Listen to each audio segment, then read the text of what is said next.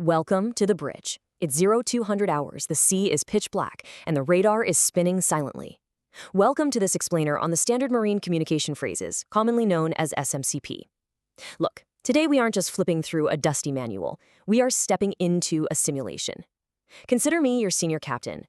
And you? Well, you're the new bridge officer stepping up for your very first night watch. I want you to look out the window. Everything you see, every single soul sleeping below decks, and every piece of cargo we carry relies on one fundamental thing tonight: your ability to communicate clearly. Out here, a misunderstood word doesn't just cause confusion, it costs lives. I really want you to let that sink in for a second.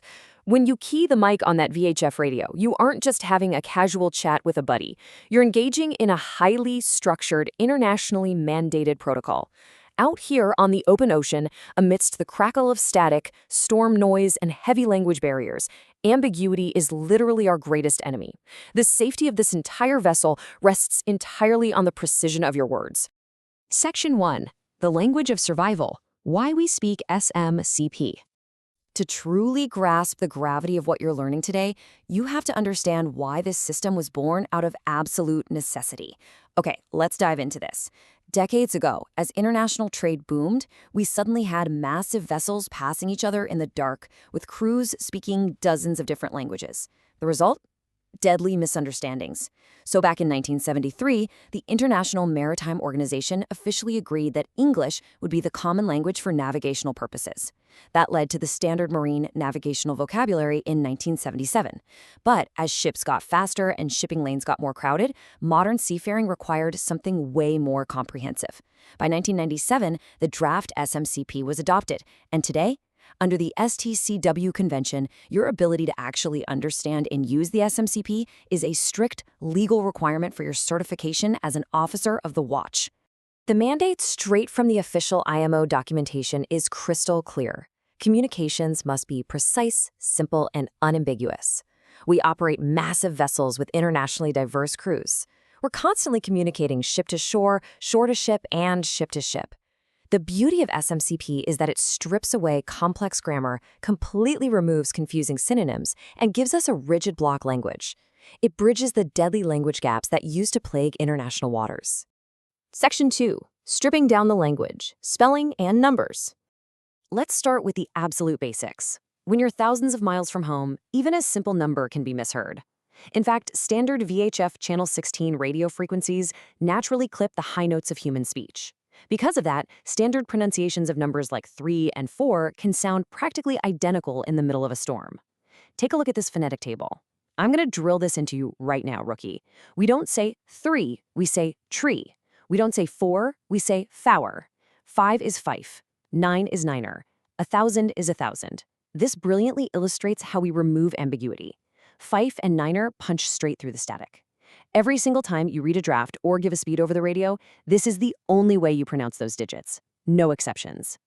And you know, the exact same strict rules apply to how we report our position. Out here in the pitch dark, we have to pinpoint exactly where we are without a single millimeter of room for misinterpretation. We report latitude and longitude strictly in degrees and minutes. Distances are always in nautical miles. Bearings, given in 360 degrees. If you don't use these specific metrics, the rescue chopper or that passing supertanker won't know exactly where you are. And let me tell you, that is a mistake we just cannot afford. Section 3. Mandatory message markers. The rules of engagement. This right here is the absolute core of SMCP. Before you transmit any vital piece of information, you must announce your intent. There are exactly 8 of these markers: instruction, advice, warning, information, question, answer, request, and intention. So the crucial point is that these aren't just polite prefaces. They have absolute legal and practical importance. An instruction means the sender has full authority and you must follow it, period. And advice means you should consider it carefully, but the ultimate decision is yours. Information is restricted to observed facts only. You state the marker and then you state your message. Let me show you exactly why this matters so much. Imagine a massive cargo ship barreling toward a shallow reef. The radio operator on shore casually says, "You could be running into danger." That could is incredibly soft. It implies a possibility, maybe just a friendly suggestion. Language like that gets people killed. Now look at the SMCP standard on the right. Warning, you are running into danger. It is sharp, it is undeniable, and that is what saves ships. We completely and utterly avoid conditional words like may, might, should, and could. Here's another perfect example pulled directly from the SMCP rules. You never ever say, "May I enter the fairway?" By using the word may, you're introducing dangerous linguistic guesswork. Does it mean possibility? Are you asking about capability or permission? Instead, you use the marker. Question, do I have permission to enter the fairway? The response you get back will be just as rigid. Answer, you have permission to enter the fairway. It instantly removes all doubt from the airwaves. Section 4. High-stress distress protocols. When the worst happens. We've covered the routine stuff. Now we escalate. The alarm bells are ringing.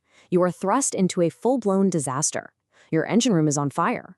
Thick black smoke is pouring from the vents. We are rapidly losing propulsion, and the sea state outside is getting incredibly rough. You have the radio in your hand. What do you say? First of all, you don't panic, and you certainly don't improvise. You follow the exact, rigid steps of the standard GMDSS distress message. Step 1, Mayday. This is followed immediately by your 9-digit MSSI code, vessel name, and call sign. Step 2, your exact position. Step 3, the nature of the distress. Step 4, the specific assistance required. The radio might be full of static. You might literally only have seconds of battery power left, so every single syllable has to be structured perfectly to get us help. Mayday, this is 211-239-680, motor vessel Bert, call sign Delta Alpha Mike Kilo, position 62 degrees 11.8 minutes north, 007 degrees 44 minutes east. I am on fire after explosion. I require firefighting assistance. Over. Section 5, the weight of command. Your watch begins. Okay, take a deep breath. The simulation is over, and the quiet hum of the bridge is back. Now, what's really interesting about this slide is the sheer scale of the vessel we command. Just look at it. From the headlines at the bow to the stern lines aft, from the port quarter to the starboard bow.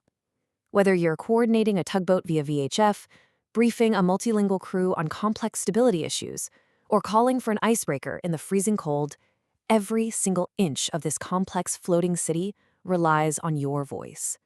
The language you use is just as critical as the steel holding the ship together. You've learned the phonetic alphabet, you know your mandatory message markers, and you know exactly how to transmit a distress call without a second of hesitation. The lives of the crew, the safety of the vessel, and the protection of the ocean environment now sit squarely on your shoulders. You have the watch. Speak clearly. Are you ready to take the mic?